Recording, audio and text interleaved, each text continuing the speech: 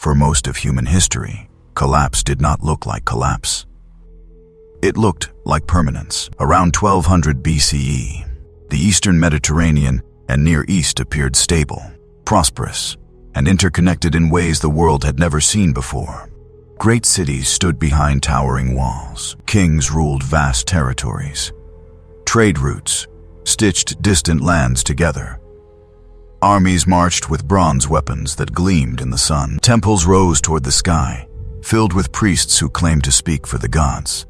This was the late Bronze Age, a golden moment in ancient civilization. If you had lived then, you would not have thought the world was fragile. You would have thought it was eternal. But beneath that surface, pressures were building that no one fully understood. And within a single generation, this world would unravel. A connected ancient world by 1300 BCE.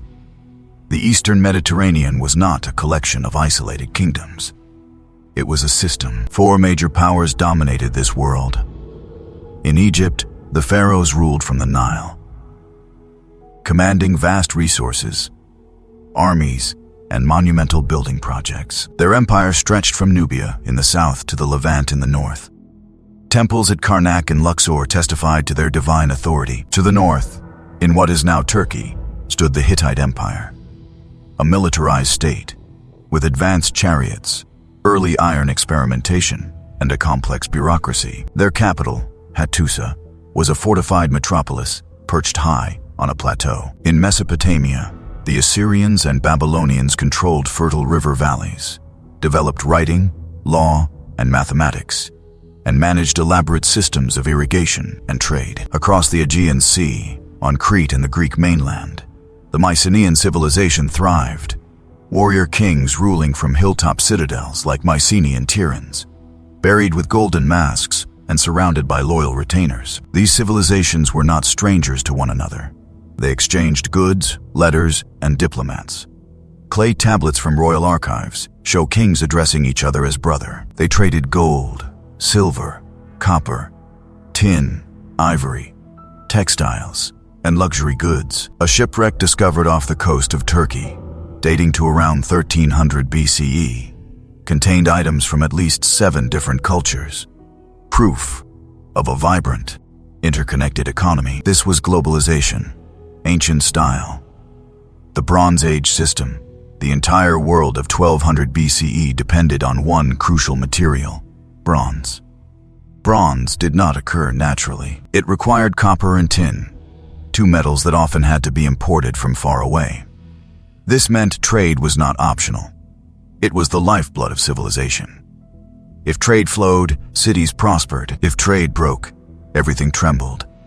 Kings relied on merchants. Armies relied on supply lines. Craftsmen relied on imported metals. Power, wealth, and stability were all woven into a delicate network of exchange. And like any complex system, it was strong, until it wasn't. Cities that thought they were immortal by 1250 BCE. The great cities of the Bronze Age were at their peak. Ugarit, a wealthy port city in modern Syria, controlled maritime trade between Egypt and Mesopotamia.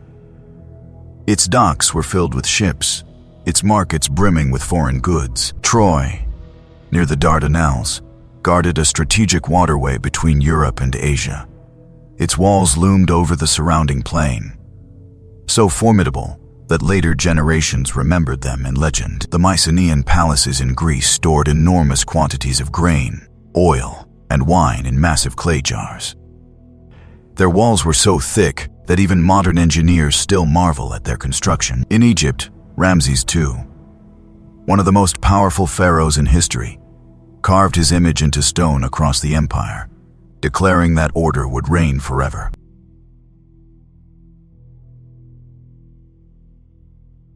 Everywhere, rulers acted as if history would continue in a straight, unbroken line. But history rarely does. The first signs of strain even before the final collapse. Cracks were already visible. Some cities began reinforcing their walls, suggesting fear of attack. Armories expanded. Watchtowers multiplied. Towns moved to more defensible hilltops. In the Hittite Empire, records show rising tensions with neighbors. Border conflicts flared. Treaties were signed and broken. In Egypt, famine may have struck in the later years of Ramses II's reign. Grain shortages weakened the state's ability to support its population and army. Archaeological evidence suggests that climate patterns began to shift around this time.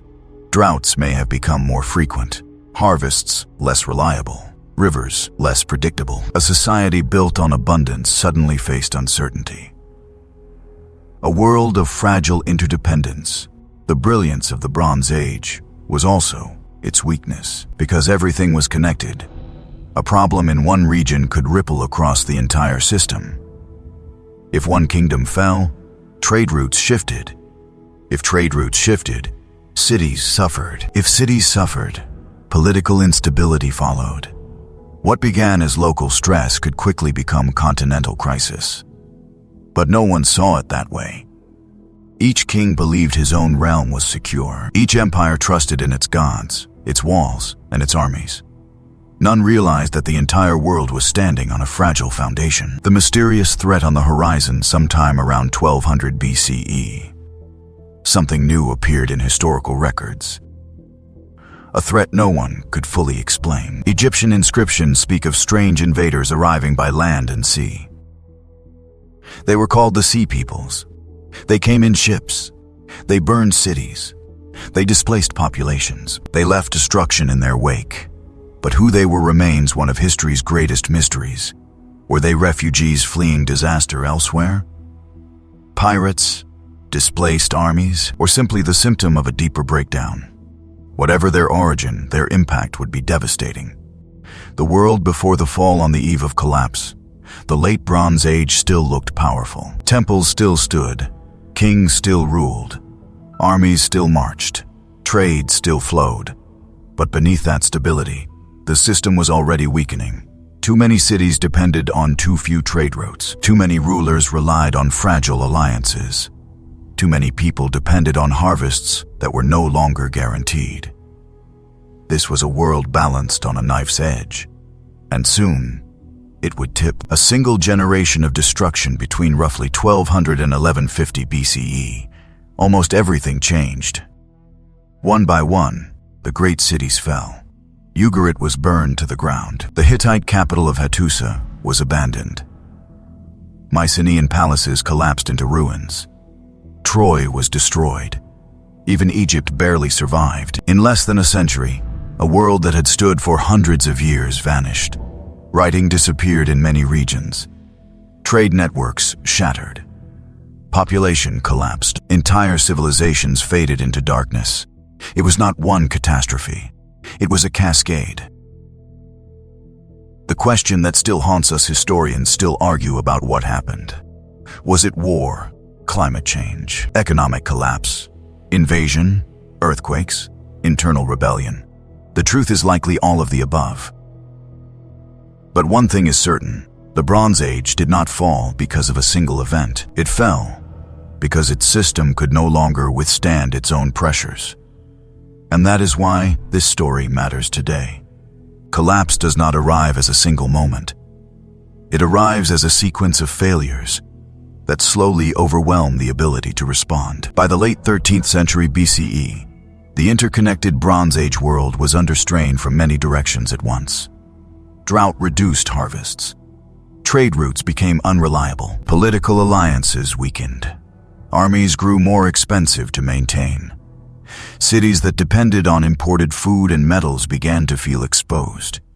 This was not yet disaster, but it was instability, and instability spreads faster in a connected system than in an isolated one. The Sea Peoples appear the clearest written evidence of the collapse comes from Egypt. During the reign of Pharaoh Ramses III, inscriptions describe waves of foreign peoples arriving by land and sea. They came with families, with wagons, with weapons. They were not simply raiders, they were migrants. The Egyptians called them the Sea Peoples. Their names were recorded: the Peliset, the Shurdan, the Shekelish, the Dayan. Some may have come from the Aegean, others from Anatolia or the central Mediterranean. Their exact origins remain uncertain. What is clear is their impact. They did not just attack cities, they erased them. Cities that vanished along the coast of the eastern Mediterranean. Destruction layers appear in city after city. Ugarit, once a thriving port, was burned and never rebuilt. Clay tablets found in its ruins include desperate letters sent just before its fall, pleas for military aid that never arrived. One letter reads like a final breath. Enemy ships are here. My city is burned. There was no response. Trade routes collapsed faster than armies could move. In Anatolia, the Hittite Empire disintegrated. Its capital, Hattusa, was abandoned. Administrative records stopped. The empire did not slowly decline. It vanished. In Greece, the Mycenaean palaces fell one by one. Their massive walls could not protect them from internal unrest, invasion, or economic breakdown.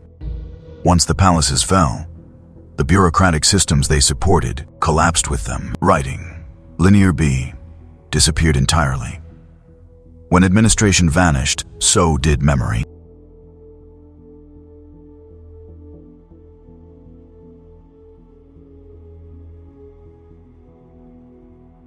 Egypt was the strongest state of the age, and even it nearly fell.